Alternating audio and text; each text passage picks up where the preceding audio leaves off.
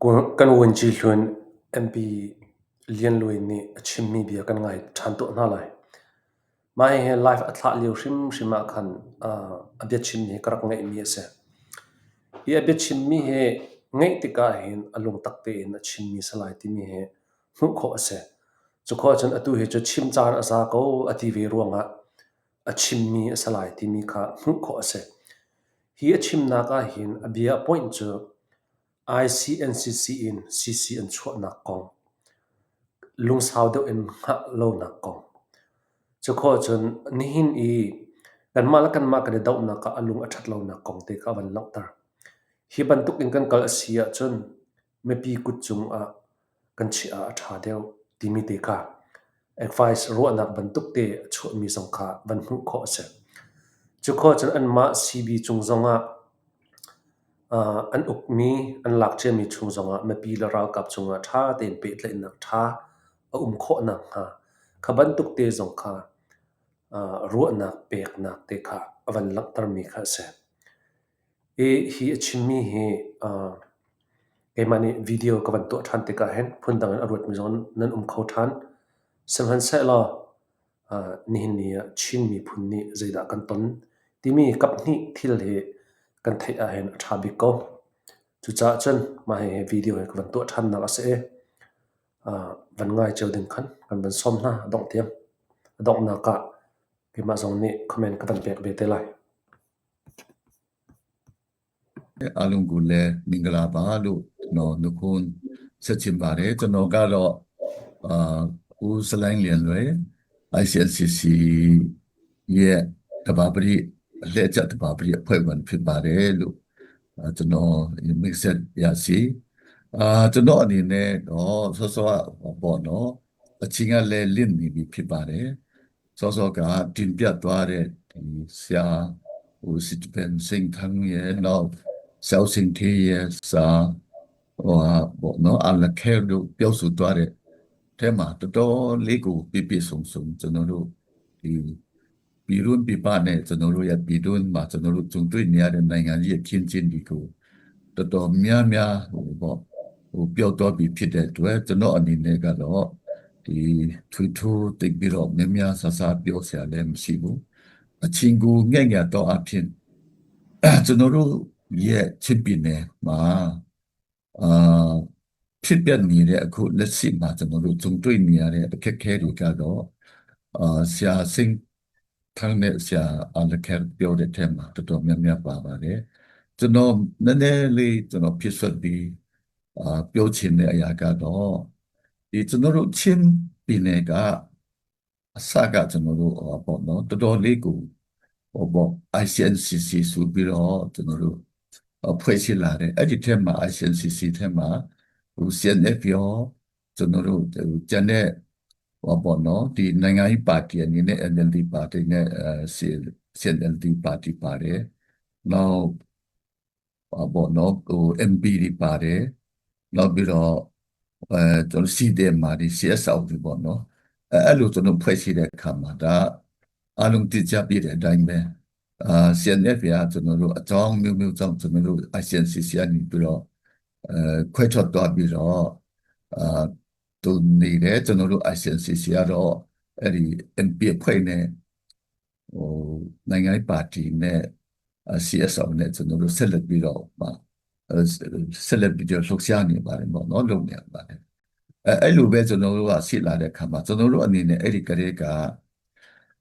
ဒီ CNF ရ ICNCC ကိုထွက်သွားပြီးတော့တခုအဖွဲ့အစည်းတခုအနေနဲ့တည်တံ့ဇက်တည်သွားမယ်နောက်ချင်းလန်းကောင်စီတို့ချင်းလန်းပေါ့ဒီအဖွဲ့အစည်းတခုဘာအဖွဲ့အစည်းမဆိုအဖွဲ့အစည်းသွားမယ်ဆိုလို့ရှိရင်တော့ကျွန်တော်တို့ရဲ့ချင်းပြည်နယ်တပြည်နယ်လုံးရဲ့ကျွန်တော်တို့စီလုံးငင်မှုကနှစ်ချမ်းကွဲသွားလိမ့်မယ်အဲ့လိုမထွက်ပဲနဲ့ကျွန်တော်တို့နဲ့အတူပူးပေါင်းပြီးဆက်လက်နေပြီးပါချင်းပြည်နယ်ရဲ့စီလုံးငင်မှုကိုဦးစားပြီးတော့အဲ့ဒါချင်းတမျိုးသားလုံးရဲ့မျက်နှာကြည့်ပြီးတော့ ICNCC ထဲမှာပဲကျွန်တော်တို့ကပူးပေါင်းမယ် ICNCC ကနေပြီးတော့ဒီကျွန်တော်တို့NUG ရဲ့ကျွန်တော်တို့ကြီးဆိုပြီးသားအတီးပြုတ်ပြီးသားနော် NUCC အတီးပြုတ်ပြီးသား ကျွန်တော်တို့ဒီ charter နဲ့ညီအောင်ပေါ့နော် charter နဲ့ညီအောင်ကျွန်တော် ICNCC နေပြီးတော့ချင်းလင်းကောင်စီချင်းလင်းအစိုးရကူကျွန်တော်တို့ဖွဲ့ရလို့ရှိရင်တော့အားလုံးပူးပေါင်းပါဝင်နိုင်တယ်ချင်းပြည်နယ်တစ်ခုလုံးလဲကျွန်တော်တို့ပေါ့စီစီညီမနဲ့ကျွန်တော်တို့ဒီဒေါ်လာကြီးကိုဆက်လက်ရှင်နွှဲနိုင်မယ်အတူပူပေါင်းပြီးချစ်တက်မယ်အတူပူပေါင်းပြီးတိုက်ခိုက်မယ်ဆိုလို့ရှိရင်တော့ဒီစကားချင်းပြည်နယ်နေပြီးတော့အမြန်ဆုံးကျွန်တော်တို့ပေါ့နှင်ထုတ်နိုင်မယ်မောင်းထုတ်နိုင်မယ်ဆင်းပစ်နိုင်မယ်တိုက်ပစ်နိုင်မယ်အဲ့လိုကျွန်တော်တို့ကစီးရုံးတယ်တိုးတော်လည်းပဲမရဘူးမရတဲ့ခါကျတော့နောက်ဆုံးကျွန်တော်တို့ဒီ MP ဖွဲ့ဒီတိုင်ပြင်ပြီးတော့ဆွေးနွေးတဲ့အခါမှာကဲချင်းလင်းကောင်စီတော့လောလောဆယ်တော့မဖွဲ့နဲ့အောင်ကျန်တဲ့သဘောမတူသေးတဲ့နော်ကျွန်တော်တို့ပေါ့နော်အဲ့ဒီကာလမှာ CADC ဆိုတာတတ်စီတယ်နောက် CADC မှာလည်းအဲ့လိုပဲ CNF နဲ့ဒီကျွန်တော်တို့နည်းနည်းသဘောတူညီထားတဲ့သဘောတူတဲ့အဖွဲ့အစည်းတွေကအကွဲသွားတဲ့အခါ CADC မှာလည်းကျွန်တော်တို့ငချင်ကွဲနေတယ်အဲ့ဒီကွဲတဲ့အပိုင်းကကျွန်တော်တို့ CB ဆိုပြီးတော့ပို့ပေါင်းပြီးတော့ဖွဲ့လာပြီးတော့အခုကျန်တဲ့မြို့နယ်၃မြို့နယ်ပေါ့နော်၃မြို့နယ်တိရင်ဖလန်မင်းတပ်ဆိုပြီးတော့ကျွန်တော်တို့ဖွဲ့လာတဲ့အခါမှာအားလုံးတည်ကြတဲ့အတိုင်းပဲ CB ဆိုဖြစ်လာတယ်နောက် ICNCC နဲ့ CB နဲ့နော်ပို့ပေါင်းလာတယ်အခုချိန်မှာကျွန်တော်တို့ဒီလိုပဲ CB ICNCC ကလည်းကျွန်တော်တို့ရဲ့စီမန်ချက်စီတယ်စီမန်ချက်တွေစီတယ်စီမန်ချက်နဲ့စီမန်ချက်နဲ့အတိုင်းကျွန်တော်တွားနေတဲ့အခါမှာဒီကနေ့မှာအားလုံးမြို့တွေလည်းတင်းတယ်ကျွန်တော်တို့နောက်ဆုံးဖလန်မြို့ပေါ့နော်ဖလန်မြို့ဟာဖလန်ရဲ့ဒီတကုံပေါ့နှစ်90လောက်ကြာတဲ့ဖလန်တင်းထားပါတယ်တင်းနိုင်တယ်ပေါ့နော်ဒါအဲ့ဒီမှာလည်းအသက်တွေကျွန်တော်တို့ဒီအာဇာနည်ရေဘော်ဒီကျွန်တော်တို့အတော်ကျွန်တော်တို့ဒီကနေအလေးပြုတဲ့ကျွန်တော်တို့အာဇာနည်ရဲဘော်တွေနော်ဦးလက်အင်္ဂါပြီးဆက်သွားတဲ့ရဲဘော်တွေအများကြီးရှိတယ်အဲ့လိုပဲကျွန်တော်တို့ပေါ့တင်စီထားတဲ့ဟာရှိတယ်အဲ့လိုကျွန်တော်တို့အခြေအနေမျိုးမှာအခုကျွန်တော်တို့ကဘယ်လိုဖြစ်တယ်လဲဆိုတော့ကျွန်တော်ဆိုလိုတာကတော့အဲ့ဒီမှာနောက်နည်းနည်းကျွန်တော်ပြန်တွားချင်တာဆိုတော့အဲ့လိုကျွန်တော်တို့ဖွဲ့စည်းမှုကစံတမ်းမစောဘူးချင်းပြည်နဲ့ပြည်သူတွေမျက်နှာကြည့်ပြီးတော့ကျွန်တော်တို့ပူပေါင်းပြီးဆောင်ရွက်ရအောင်တဆုတစီတီနဲ့ဖွဲ့ပြီးတော့ကျွန်တော်အစိုးရကိုတောင်းရအောင်လို့မဟုတ်ရင်ကျွန်တော်တို့ချင်းပြည်နဲ့ချင်းလူမျိုးတွေကကျွန်တော်တို့ပေါ့နော်ဒီစီလုံးငင်ငမှုကတခါကွဲပြီးပြီဆိုတော့ပြန်လေပေါင်းစည်းဖို့ကတော့အင်မတန်ခက်ခဲလိမ့်မယ်နော်ခက်ခဲပြီးတော့နောက်ဆုံးတော့ကျွန်တော်တို့မလူလားဆုံးတော့နော်မလူလားတဲ့ချင်းနေနော်အချင်းချင်းပြဿနာဖြစ်ချင်းတဘောထားကွဲလွဲပြီးတော့အချင်းကျွန်တော်တို့ဒီပွတ်တိုက်မှုတွေတော့ဖြစ်နိုင်တယ်တိုက်ပွဲတွေတော့ဖြစ်နိုင်တယ်အချင်းတွေးထွက်တန်ကြမှုနဲ့နော်ဒီမလူလားဆုံးအရာတွေကိုဖြစ်သွားနိုင်တယ်အဲ့ဒါကြောင့်ကျွန်တော်တို့တလုံးတဝါတဲ့ဖြစ်အောင်ပေါ့နော် ICNCC ကနေတွားရအောင်ဆိုပြီးတော့ဒါကျွန်တော်တို့အဲ့ဒီတုန်းကကျွန်တော်တို့တောင်းဆိုခဲ့တယ်ကျွန်တော်တို့မြစ်တာရက်ခံတယ်ကျွန်တော်တို့ပူပေါင်းဖို့ကျွန်တော်တို့ပြန်လဲစီရုံးတယ်အဲ့ရမအောင်မြင်ခဲ့တာဒီကနေ့မှာကျွန်တော်တို့အဲ့ဒီကလေးကကျွန်တော်တို့ပြောဆိုထားတဲ့ကျွန်တော်တို့ပေါ့ခံမှန်းထားတဲ့အတိုင်းပဲအခုဒီကနေ့မှာကျွန်တော်တို့အချင်းဒီမြို့နယ်တိုင်းမှာမငြင်းညွတ်မှုတွေအချင်းပွက်တိုက်မှုတွေဖြစ်လာတယ်ဆိုတာကိုကျွန်တော်ဒီကနေ့မှာဒါမြဝထင်ကျွန်တော်တို့တက်တည်အနေနဲ့တိတာရကအနေနဲ့ကျွန်တော်တို့တွေ့ရှိနိုင်ပါတယ်အဲ့ဒီမငြင်းညွတ်တဲ့ကိစ္စကအချင်းကြားမှာမငြင်းညွတ်လို့ပထမကအစီအစဉ်မှာတော်တော်လေးကိုအောင်မြင်တယ်စီအဆုံးကကျွန်တော်တို့တိုင်းနဲ့ပြည်နယ်ထဲမှာကျွန်တော်တို့အစီအစဉ်ဆုံးပြည်နယ်လူဦးရေအနည်းဆုံးပြည်နယ်နောက်လူစွမ်းအားအရေးမြစ်လဲမရှိဘူးလက်နဲ့စွမ်းကားလည်းမရှိဘူးရှိပြီးမြဲလဲကျွန်တော်တို့လုံလောက်နဲ့ကျွန်တော်တို့လိုအပ်တဲ့ပြည့်စုံလုံလောက်တဲ့လက်နဲ့တတ်ရှင်နိုင်မှုမရှိဘူးအဲ့ဒီအခြေအနေကျဲမှာပဲကျွန်တော်တို့အနေနဲ့စူးစမ်းပြီးတော့ CB ရဲ့စစ်တပ်နော်ဒီဒေါ်လာချင်းနဲ့စစ်တပ်ပင်းပြတယ်နောက်လူစွမ်းအားနဲပြီးမြဲလဲပင်းထန်တဲ့ဒီစန္ဒဒီစစ်အာဏာရှင်ကိုနော်အမြင့်ပြတ်တိုက်ထုတ်ပြီးတော့ချင်းပြည်နယ်ကအရင်ဆုံး ခုနဆရာတကယ်ပြတ်တယ်လို့အရင်ဆုံးလွတ်မြောက်နေပြီဖြစ်ပြီးတော့ချင်းပြနေမှာကျွန်တော်တို့ပထမဦးဆုံးဒီအကျိုးကြီးထိတ်ချုပ်ထားတဲ့နော်နေမီဖြစ်အောင်စူးစမ်းပြီးမဲ့မအောင်မြင်တာကတော့ခုနကျွန်တော်တို့ဒီကြားခဲ့တယ်လို့ကျွန်တော်တို့ရဲ့ညီညွတ်မှုကျွန်တော်တို့ရဲ့နှစ်ချက်တွဲပြီးတော့အတူတကွပူပေါင်းပြီးစစ်စင်ကြီးမလုပ်နိုင်တဲ့ကိစ္စမှာအဓိကဖြစ်နေတယ်အဲ့ဒါကြောင့်ဒီကနေ့မှာကျွန်တော်ပြောချင်တာကတော့အခုအချိန်မှာငင်းချမ်းကြီးနောက်စီလုံးငင်ကြီးနော်ဟိုပေါင်းစီရေးဆိုတဲ့ကိစ္စကြီးကနောက်ကျတယ်ဆိုတာမရှိပါဘူးဒါကမ္ဘာနိုင်ငံအသီးသီးမှာတိုင်းပြည်အသီးသီးမှာဒီလိုပဲစီကြီးဆိုတာဒေါ်လာကြီးဆိုတာလုတဲ့နေရာမှာကွဲလွဲမှုတွေရှိနိုင်ပါတယ်လွဲချော်မှုတွေရှိနိုင်တယ်ညီကိုရင်းတော်မှာသဘောထားကွဲလွဲတဲ့အခါရှိတယ်ကျွန်တော်လုရေးကန်ရင်နဲ့ဒေါ်လာကြီးတမိုင်းတွေမှာလဲနော်လွဲချော်သွားတာတွေနော်မှားယွင်းသွားတာတွေအများကြီးရှိတယ်ဘာပဲဖြစ်ဖြစ်ဒီကနေ့မှာတော့ကျွန်တော်အနေနဲ့ကျွန်တော်ပြောချင်တာကတော့ဘာပဲဖြစ်ဖြစ်ကျွန်တော်ချင်းတစ်မျိုးသားလုံးပြန်လဲပေါင်းစည်းညီညွတ်နိုင်အောင်ဆိုလို့ရှိရင်တော့အခုကျွန်တော်တို့လက်ရှိဖြစ်နေတဲ့ပြဿနာတွေကိုကျွန်တော်တို့ပူးပေါင်းပြီးတော့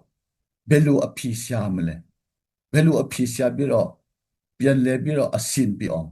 ဘယ်လိုကျွန်တော်တို့လှုပ်ဆောင်မလဲနော်တော်လှန်ရေးခေါင်းဆောင်တွေလည်းတိတ်အရေးကြီးတယ်အရေးကြီးတယ်လို့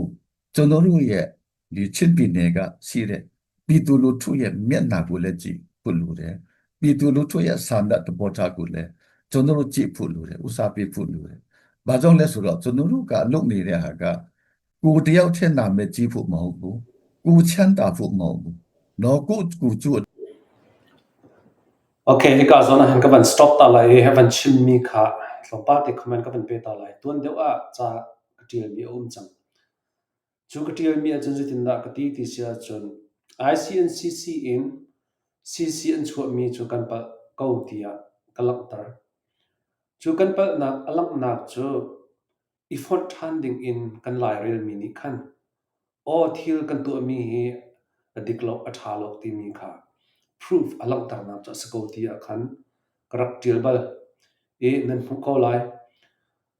a chulhan zo ka chim theu ton hi kan ram la mi phun ko an ka ban no than long ko lai ma hi ICNCC in CC kan chu mi hi thil kan tu du mi kha atlam thing lo cha a lungwa mai kal han o athat ti lo ronga ti khan kan pa la cheu khat leini khan chun an chim ve mi kha se ma chu kam khat le kap in thil atu mi khu khang mi cha chun kha kha an chim ve ding ase thil kan kha ding zong kha ase ko seven se lo a result chu ban tu in chu anak ni hin nia hi ka hem kan won chi hlun pulian loin a chim ban to ken chu chu anak ni a chu pi mi a result chun hin nia hen chin mi phun ni mit mu kan hu chiu mi kha ase ko chu cha a bu pakhat in chu ti mi chu ngai te ti sia chun lung sao de lo bia ase ko ti kha phiang te in kalak tar mi kha se e seman se lo kam khat le ya ICNCC in CC chon chok chang natin athalo tin hal than ronga kane fun tom than a her an ti ronga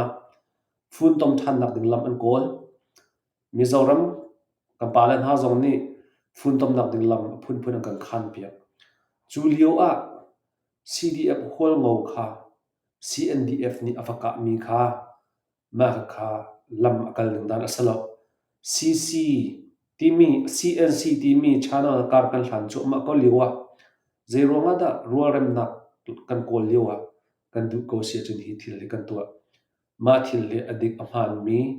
lam ja salok timi zong kha karak chimbal mi kha se chu cha chun balai chunga thil mi chu mi pakhat ni bethalo in bia chimtika kan thin ang kan khoi tuk bia chim mi kha achia kha tuk chu tika kan thin ang kan khoi tuk tik khapa kha pal ko man se lo kan kut kan thak sul asia chun ahoda apal deu timi case van zau than tika akut athla tu pa kha case asang de pen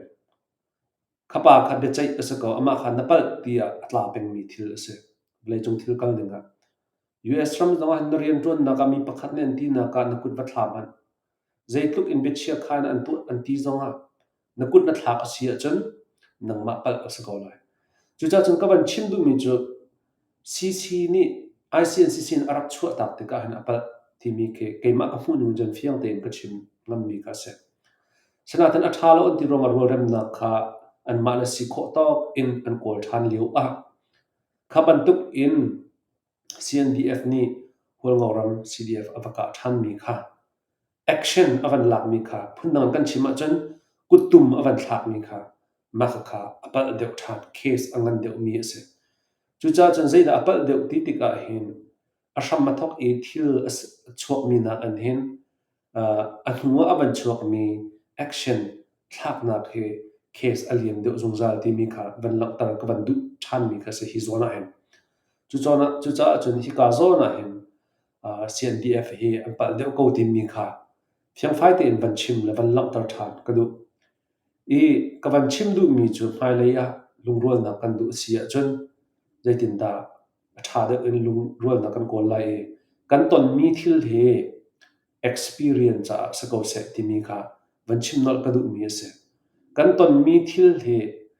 experience is the best teacher and ti mi chu kan ton che mi thil kha chon than ti ka the best teacher ti mi ase kan ton mi thil kha kan chon du lo wa chen kha kan cha the best teacher sa thailo chu cha chung kan ton mi hi kan chin mi phun kan ram sang nak ding cha a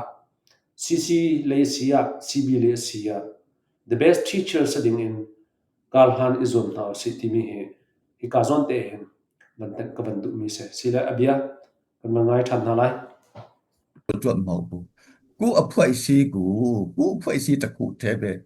因阿讲比咯，古钱啊钱嘛，喏，就那个乱毛比咯，因阿别比咯，阿难进比咯，单独咪都没差那边的，古个别，喏，技术木数的，ဒီအပိုင်းတွေကိုဒီသဘောထားတွေဒီခံယူချက်တွေကိုကျွန်တော်တို့ခြေတစ်ချက်ကြမှာဖယ်ရှားပြီးတော့ကျွန်တော်တို့ယူသားဖြောင့်မတ်တဲ့နှိမ်ချတဲ့နော်ကျွန်တော်တို့ယုံကြည်သူဘုရားသခင်ခရစ်တော်ကိုယုံကြည်သူများဖြစ်တဲ့အတိုင်းခရစ်တော်ရဲ့လမ်းစဉ်အတိုင်းခွင့်လွှတ်ခြင်းနဲ့နော်စိတ်စီတင်ခံခြင်းနော်နှိမ်ချတဲ့အတ္တတာနဲ့အမှန်တရားကိုအမှန်တိုင်းလက်ခံနိုင်တဲ့နော်ကျွန်တော်တို့ဒီခရစ်တော်ရဲ့လမ်းစဉ်အတိုင်းကျွန်တော်တို့တွားမယ်ဆိုလို့ရှိရင်တော့ကျွန်တော်တို့ဘာသာရေးတနာရေးကောင်းဆောင်တွေဖွဲ့စည်းရည်နဲ့ခုကျွန်တော်တို့စူးစမ်းနေတဲ့ဟာဒီပေါ်မှာကျွန်တော်တို့တကယ်တမ်းငင်းချမ်းကြီးလို့ခြင်းနဲ့ဆိုတော့ကျွန်တော်တို့လက်ထက်မှာပဲရှိတယ် CNF CNL လည်းအရေးကြီးတယ် CC လည်းအရေးကြီးတယ်အလားတူပဲ CB ကလည်းအင်မတန်အရေးကြီးတယ်ဒီစန္ဒရှိတယ်ဆိုလို့ရှိရင်တော့မအောင်မြင်စရာအကြောင်းမရှိဘူးလို့ကျွန်တော်မြင်တယ်အဲကြောင့်ခုကျွန်တော်တို့စစ်ရေးအောင်မြင်မှုလဲနည်းနည်းဇက်တန်သွားတယ်နည်းနည်းနှီးကွေးသွားတယ်ဆိုတာကကျွန်တော်တို့ပေါင်းစည်းပြီးတော့စကားစကူတိုက်တာမှမဟုတ်တာအချင်းချင်းဟူမြို့နယ်ကိုသွားတိုက်ပွဲရှင်တွေလိုက်ထိတူမှုလုပ်လိုက်တောင်တွဲလိုက်မြောက်တွဲလိုက်နဲ့အဲ့လိုတွားပြီးတော့ခုဖလားမြို့ဆိုလို့ရှိရင်လည်းဒါစောစောအစာဦးစစ်တီဗန်ပြောတော့တယ်လို့ချင်းလူမျိုးတည်စစ်နေတဲ့ရွေးမိလို့မရတဲ့နော်တမိုင်းနော်ဒီကျွန်တော်တို့ရေးခက်ပြီးဒီလူဟာမျိုးလဲကျွန်တော်တို့မဖြစ်တင်ဘူးဒီလူအခင်းကျင်းမျိုးမဖြစ်အောင်ကျွန်တော်တို့ ICNCC CB အနေနဲ့တော့ဒီလူနိုင်ငံရဲ့အခင်းကျင်းမျိုးနောက်ဆက်တွဲဒီစစ်လို့မရနိုင်တော့တဲ့ဒီပြဿနာမျိုးကိုနော်မဖြစ်မစအောင်မကြံမစအောင်ကျွန်တော်တို့အနေနဲ့တော့ဝိုင်းပဲအားလုံးပြီးတော့တတိထားပြီးတော့ကျွန်တော်တို့လုတ်ကန်ဖို့လိုတယ်လို့ကျွန်တော်ဒီလမ်းစဉ်နဲ့ကျွန်တော်တို့တွားဖို့လိုတယ်ကျွန်တော်တို့အားလုံးကဒီလိုမျိုးဖြစ်မျိုးနောက်ထပ်ပြီးမဖြစ်အောင်ကျွန်တော်တို့ကတတိထားပြီးတော့ကျွန်တော်တို့လှုပ်ဆောင်တင်တယ်အဲ့ဒါကြောင့်ကျွန်တော်အနေနဲ့အခုဒီနှစ်ချမ်းမှာကျွန်တော်ချစ်ပြည်နယ်ရဲ့ဒီလက်နက်ကင်အားလုံးလက်နက်ကင်ဖွဲ့စည်းအားလုံးမှာကျွန်တော်တို့ဒီလိုမျိုးဖြစ်ကြမျိုးမဖြစ်အောင်နော်ကျွန်တော်တို့အနေနဲ့တတိထားပြီးတော့ရှောင်ရှားတင်တယ်နော်ကျွန်တော်တို့ဒီလိုမျိုး现今有没ผิดละอ๋อကျွန်တော်တို့ဒီကောင်းမွန်တဲ့နော်ဟိုငင်းချမ်းတဲ့နီလာနဲ့ကျွန်တော်တို့တွားတင်နေဆိုတာကိုလည်းကျွန်တော်အနေနဲ့အကြံပြုတင်ပြလိုပါတယ်နောက်ခုတကယ်ပြောမယ်ဆိုလို့ဆိုအနှစ်ချုပ်ပြောမယ်ဆိုတော့တကယ်ကျွန်တော်တို့စီလုံးငယ်ကြီးလူချင်းတယ်ဆိုလို့ရှိရင်တော့ဒါကျွန်တော်တို့ဟိုလက်ထက်မှာပဲရှိတယ်ကျွန်တော်တို့လုပ်လို့ရတယ်နော်ဝင်ဝင်လေးလေးပြောရင်တော့အခုကျွန်တော်တို့မှာချင်းချင်းညှိနှိုင်းလို့တိုင်ပြလို့ဆွေးနွေးလို့မရလို့ကျွန်တော်တို့ရဲ့အတွေ့အခေါ်ကျွန်တော်တို့အခါကျချက်ကဒီလိုဖြစ်နေလို့အခုကျွန်တော်တို့အိန္ဒိယနိုင်ငံမှာရှိတဲ့ကျွန်တော်တို့မြေကိုမြေစောင်းပြည်သူတွေနော် NGO ဖွဲ့စည်းတွေနောက်အစိုးရကဥဆောင်တဲ့ဖွဲ့စည်း advocacy team မှာလည်းကျွန်တော်တို့ခေါ်တယ်ညှိနှိုင်းတယ်ဆွေးနွေးတယ်နော်အကြိမ်ကြိမ်ဆွေးနွေးတယ်နော်အခုဆိုရင်ကျွန်တော်တို့ဟိုပေါ့နော်အဖွဲ့အစည်းတွေဆုံးနေပြီနောက်ဆုံးချိန်ကဘယ်လောက်ထိဖြစ်သွားလဲဆိုတော့ကျွန်တော်တို့ခရီးန်ပေါင်းစုံပေါ့နော် MKHC ဆိုတဲ့ဒီ Mizoram Christian ခွဲတူတဲ့ကောင်စစ်ဆိုတဲ့ဖွဲ့စည်းနေကျွန်တော်တို့ကိုခေါ်ပြီးညှိနှိုင်းပေးနေတယ်နော်ကျွန်တော်တို့ညှိလို့မရရင်တော့တဲ့ကျွန်တော်တို့ကပြီးကျွန်တော်တို့ဒီ Mizoram population ပေါ့နော်လူဦးရေရဲ့ကျွန်တော်တို့ဒီထက်ဝက်ကျော်ပေါ့နော်75% လောက်ကျွန်တော်တို့ဟိုရဲ့အတင်းတော်ထဲမှာရှိတယ်တဲ့ကျွန်တော်တို့အတင်းတော်ညှိလို့မရဘူးဆိုရင်တော့ကျွန်တော်တို့ပြည်သူတွေကိုလက်ထက်ပဲအပ်မယ်ပြည်သူလက်ထက်အပ်မယ်ဆိုတာကအရင်တုန်းကကျွန်တော်တို့ဒီပြောမယ်ဆိုရင်တော့ဒီကျွန်တော်တို့ပမာပြလာတဲ့ဟောပေါ့အဲ့တယ်တွေပေါ့နော်ဒီမှာမိဖွနေတဲ့အဲ့တယ်တွေလည်းပဲအဲ့လိုကျွန်တော်တို့ဟိုပေါ့ဒီဘက်ကဟိုမြေစောပြည်သူတွေကနေပြီးတော့သူတို့ရဲ့စန္ဒသူတို့ရဲ့ဒီဝန်ချက်ဒီသူတို့ရဲ့ဒီဥပဒေတွေပေါ့နော်နည်းနည်းချိုးဖောက်တဲ့ဟာတွေရှိတဲ့ခါကျတော့ဒါငါတို့ပြည်နယ်မှာမနေတင်ဘူးဆိုပြီးတော့ပြည်သူတွေကနေပြီးတော့နင်ထုတ်ထားတာတွေရှိတယ်ဆူလူတာကတော့အဲ့ဒါကိုဆူလူလိမ့်မယ်လို့ကျွန်တော်ထင်တယ်ကျွန်တော်တို့ဘာသာရေးတင်ပိုက်နေနဲ့မနိုင်ဘူးလက်မခံဘူးဆိုတော့နောက်ဆုံးတော့ပြည်သူလက်ထဲပဲအပ်မယ်။ဘာကြောင့်လဲဆိုတော့အဖွဲ့ရှက်တီးကနေပြီးတော့အကုန်လုံးမြင်နိုင်ပြီးအကုန်လုံးကလက်စော့ထားတယ်။အကုန်လုံးကလက်မြောက်ပြီးတော့မနိုင်တော့ဘူးကျွန်တော်တို့ဘာသာရေးခေါင်းဆောင်တွေကမနိုင်တော့ဘူးဆိုလို့ရှိရင်တော့ပြည်သူပဲအပ်တော့မယ်။ပြည်သူလက်ထဲပဲဒါဒီစစ်ဒီဆောင်တွေအားလုံးဟိုကျွန်တော်တို့လက်နဲ့ကင်ရော MP ရောဒီမှာမိဖူတဲ့ဟိုကျွန်တော်တို့ဒီနိုင်ငံသားမှန်တမျှပေါ့နော်ပြည်သူလက်ထက်ပဲအမယ်ဆိုတဲ့အချိန်ကျွန်တော်တို့မှဒီအဆင့်ထိရှိပါတယ်လို့ကျွန်တော်တို့အဲ့ဒါကြောင့်ဒီ diplomacy ဆိုတဲ့နေရာမှာလည်းအင်မတန်မှအရေးကြီးပါတယ်ကျွန်တော် CB နဲ့ဟိုပေါ့နော် ICNCC ကိုနည်းနည်းလေးဟိုပေါ့ကြုံတော့ကျွန်တော်ပြောချင်တာကတော့ CB နဲ့ ICNCC လည်းပဲကျွန်တော်တို့ဒီရဲ့ပူပေါင်းဆောင်ရွက်မှုကဒီထက်ဟိုကျွန်တော်တို့အဆင်ပြေတယ်ပူပေါင်းဆောင်ရွက်မှုလည်းဟိုစိတ်ကြီးလက်ကြီးနဲ့တက်ကြီးလက်ကြီးနဲ့ခြေလန်းပြီးတော့တွားနေပါတယ်ဒါဒီထက်ပူပြီးတော့ကျွန်တော်တို့ဒီအပြောမဟုတ်ဘဲနဲ့လက်တွေ့အနေနဲ့ကျွန်တော်တို့ဒီထက်ပူပြီးတော့လက်တွေ့ကြ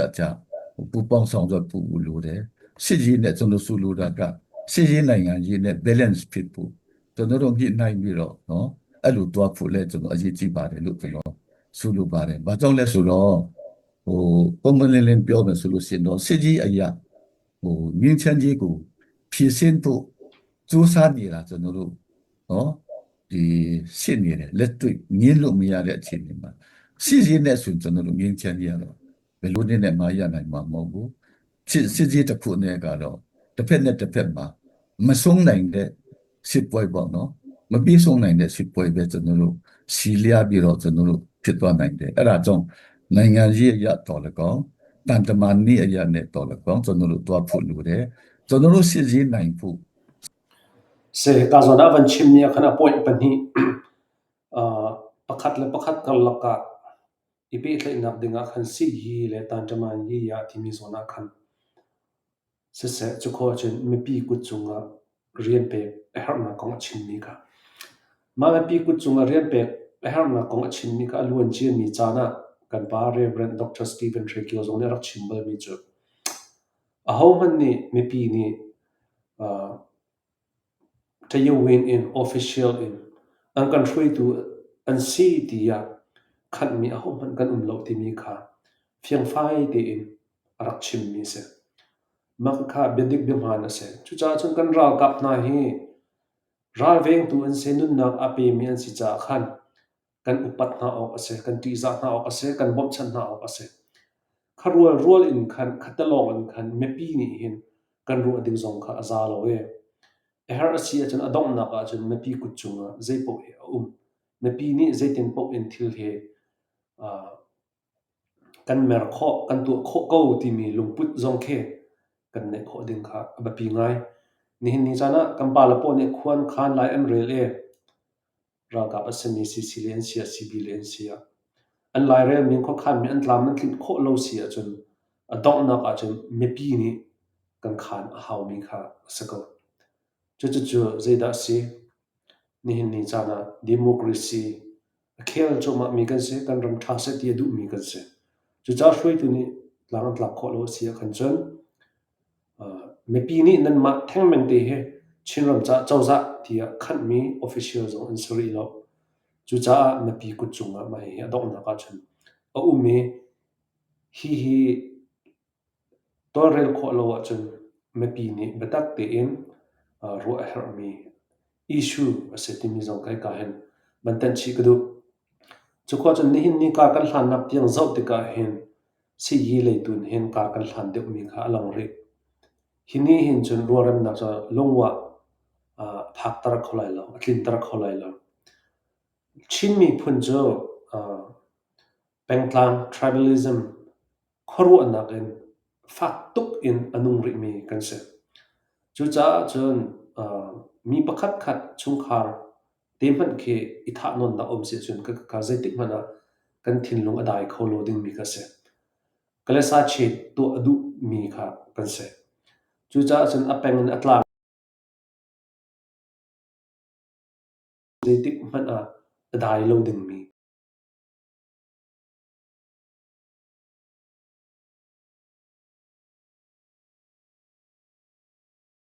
jipli kan baw deu ti mi te kha lombal te ban lak tar si kan kalaka betak deu te in mai pek kar kan hlan ti mi zong kha ban ten chi kan du mi se dan ngai than hau se saka saku to hlan ne nia ma le si ji ne chonuru aswan kong chu sa te lu chonuru tan ta man ye ni ne o selet bi chu sa phu lu ni ba le lu thu ta phit chonuru ne ingina chin phit ni re chonuru ne saka pyo lu ya re tai pi riအဲ့ဒါတွေလည်းပဲကျွန်တော်တို့အတတ်နိုင်ဆုံးကျွန်တော်တို့ပူပေါင်းဆောင်ရွက်ပြီးတော့ကျူစာဖို့လူလိမ့်မယ်လို့ကျွန်တော်အနေနဲ့မြင်တယ်အခုမြင် online ကစစ်ကြီးရဲ့ရဆိုအရင်ကန်တွေ့တယ်ဒါပေမဲ့စစ်ကြီးရဲ့ရဆိုတော့အချင်းဒီမလှဘူးအလုံးတိပိတာပဲသူကကြက်ဆုံးတဲ့အပိုင်းရှိနေတယ်တိုးတော်လည်းပဲနိုင်ငံကြီးနဲ့တန်တမန်ကြီးနဲ့သူဆက်လက်ပြီးကျူစာတဲ့အခါတရုတ်ကိုချင်းကတ်တယ်ရုရှားချင်းကတ်တယ်ရုရှားကိုတရုတ်ပြောခိုင်းတယ်တရုတ်ရဲ့စီးရုံးမှုနဲ့မြောက်လိုင်းကတနတ်တစ်ချက်မဖောက်ပဲနဲ့ကြည်စံတော့မှမကုန်ပဲနဲ့အနောက်မြောက်တိုင်းစစ်ဌာနချုပ်ကိုပြန်ရနေတယ်ဆိုတာစစ်တိုက်ပြီးရတာမဟုတ်ဘူးဒါနိုင်ငံရေးတန်တမာနဲ့သူနဲ့တွားပြီးတော့ပြန်ရတာဖြစ်တယ်အဲ့ဒီအလားတူအခြေအနေမျိုးကိုကျွန်တော်တို့ကြည့်ပြီးတော့ကျွန်တော်တို့ CB ICNCC အနေနဲ့လည်းကျွန်တော်တို့ကြားထဲမှာပူပေါင်းဆောင်ရွက်ဖို့စစ်ကြီးတန်တမာကြီးပူပေါင်းပြီးတော့ကျွန်တော်တို့စစ်ဆက်ပြီးတော့ခြေလှမ်းနိုင်ဖို့လဲကျွန်တော်မေတ္တာရက်ခံတဲ့ကြံပြုတ်လိုပါတယ်နောက်ပြီးတော့ CB ထဲမှာလည်းပဲကျွန်တော် CB အဖွဲ့ရ6ဖွဲ့ရှိတယ်အဲ့ဒီ6ဖွဲ့မှာလည်းညင်ညွတ်နဲ့ကောင်းဆောင်ပိုင်ရဲ့ဥဆောင်မှုကိုဘောနော်တော်တဲ့ကောင်းဆောင်တွေကဥဆောင်လို့စစ်ကြီးရောနိုင်ငံကြီးရောအမြတ်ရဲ့ပေါ့အစီပြေတာတွေ့ရှိပါတယ်ဒီအထက်အောက်ဆက်ဆံရေးမှာလည်းပူပြီးတော့နည်းနည်းအစီပြေအောင်ဘောနော်သူဖြစ်စေခြင်းနဲ့ဥပမာအဖြစ်ကျွန်တော်တို့မြို့တွေတင်းလာတယ်မြို့တွေတင်းနိုင်ပြီးတော့ကျွန်တော်တို့ရဲ့ CB ရဲ့ control အောက်မှာမြို့ဒီရောက်ရှိလာတယ်အဲ့ဒီချိန်ခါမျိုးမှာကျွန်တော်တို့ရဲ့စီလုံးငယ်မျိုးမှုပြည်သူလူထုနဲ့ကျွန်တော်တို့ရဲ့ဆက်ဆံရေးမှလည်းအထူးကရုစိုက်ဖို့ကျွန်တော်အနေနဲ့တော့အကြံပြုလိုပါတယ်ကျွန်တော်တို့ရဲ့ပြည်သူနဲ့ကျွန်တော်တို့ဒီCB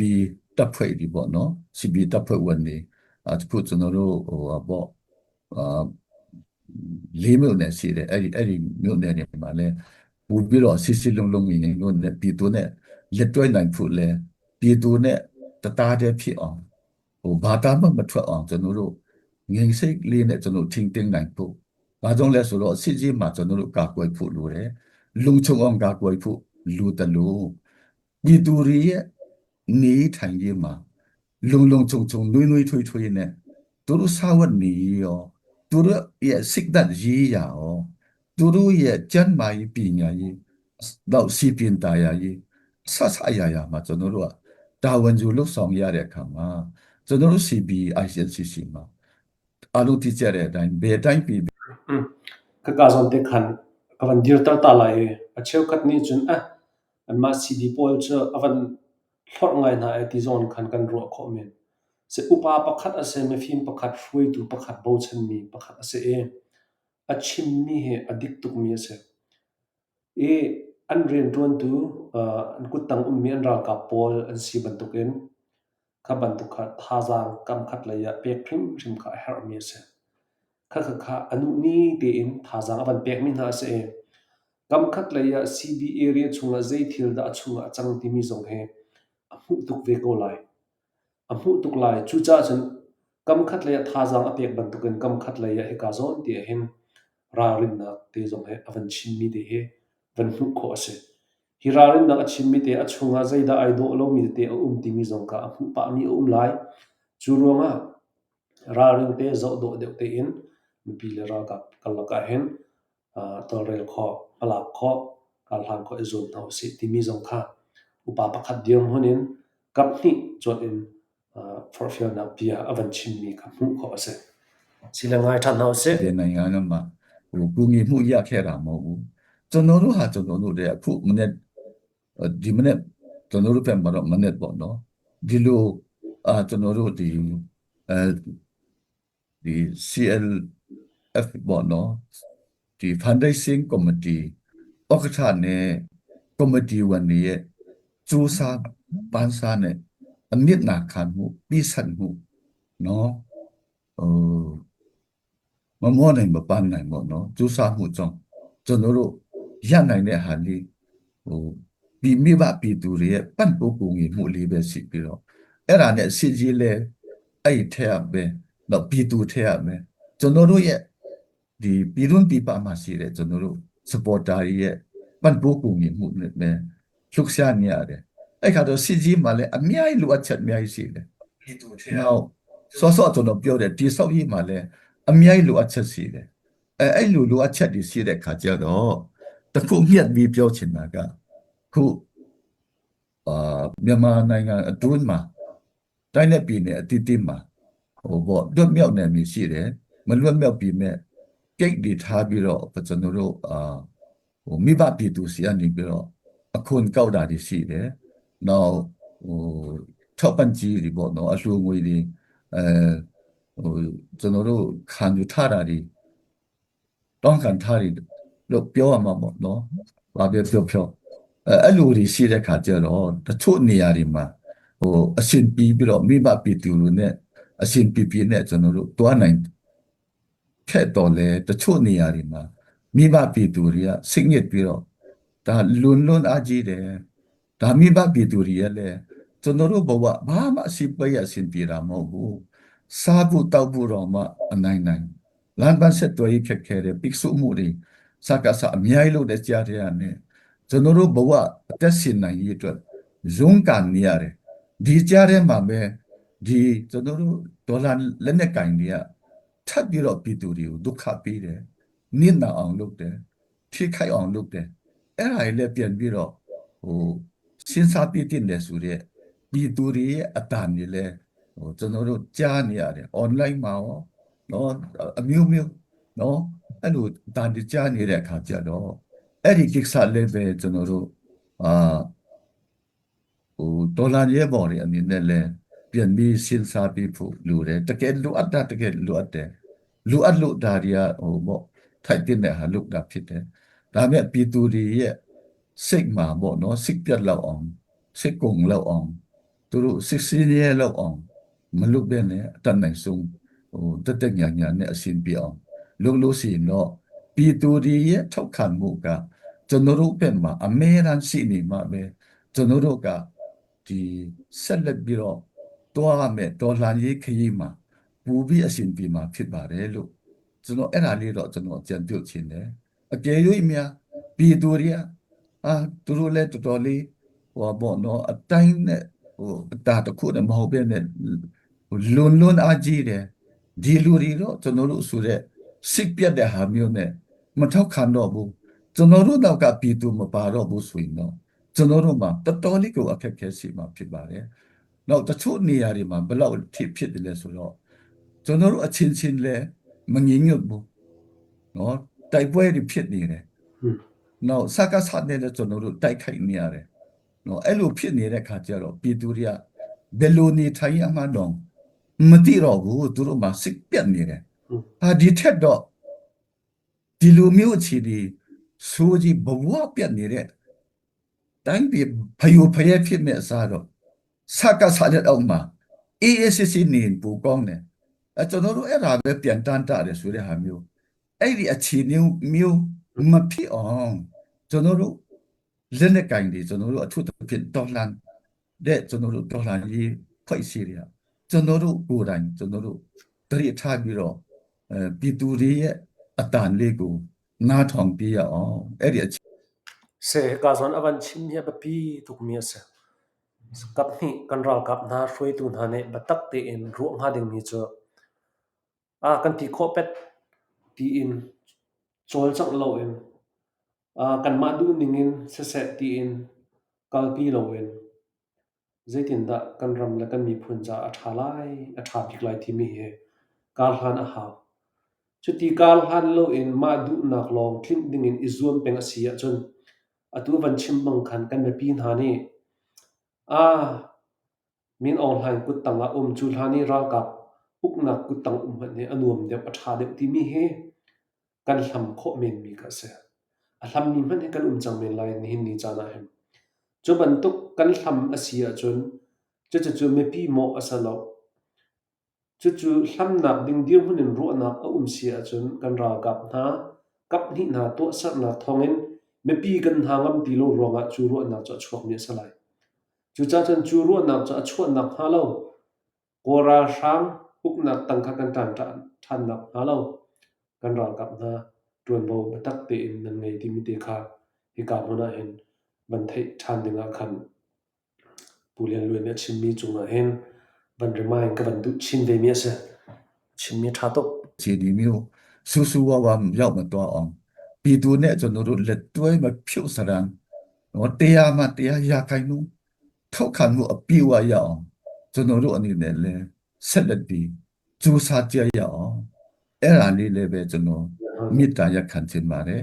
ဒါဘယ်သူမှားတယ်ဘယ်ဖွဲ့ကလွန်နေဆိုတာတော့ကျွန်တော်မသိပါဘူးဒါပေမဲ့လည်းပြည်သူတွေရဲ့အတန်ကြီးအဲ့ဒါကြီးကြားတဲ့အခါကျတော့ကျွန်တော်တို့ဒီအထူးသဖြင့်ကျွန်တော်တို့နဲ့ပတ်သက်တဲ့နော် ICNCC CB ရဲ့နေမီထဲမှာတော့အဲ့လိုမျိုးအတန်မထွက်အောင်စီလုံးလုံးညီမျိုးနဲ့ပြည်သူနဲ့လက်တွဲပြီးတော့ကျွန်တော်တို့ရဲ့ဆန္ဒလည်းပါမယ်ကျွန်တော်တို့ပြည်သူရဲ့ဒီတခါပြည်သူရဲ့ဆန္ဒလည်းပါမယ်အဲ့ဒါကြောင့်ဒီဟာလေးတော့ကျွန်တော်တို့ကရုတဆိုင်နဲ့ကျွန်တော်တို့လွတ်ရအောင်စင်ချင်းနဲ့နော်တရိထားပြီးတွားကြရအောင်လို့ကျွန်တော်မေတ္တာရက် alright tu ta na he ka hen kan epil hlun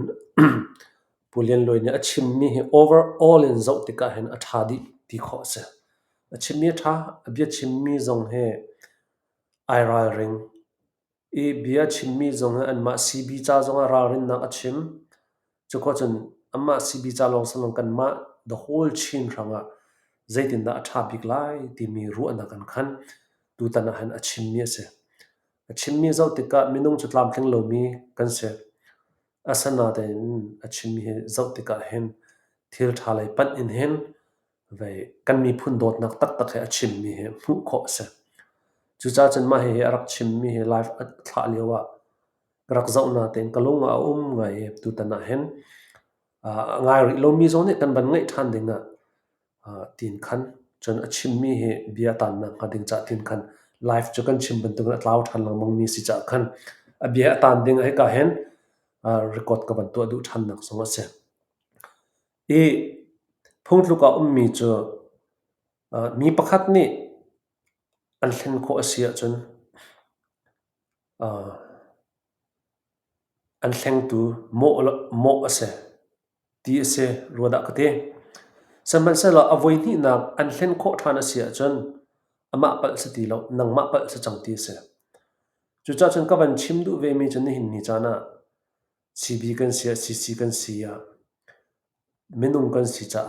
pal na tam bi kan nei cheu lai saman sa lo kha kan ne pal na khan jit na kan rem lai ti mi lai tu kha kar kan thana ha me pi cha dream ngei ti in kar kan thana ha me pi cha lung rual na koi bu ten kar kan thana ha voi khat kan ne pal pina kan ne pat not asia chun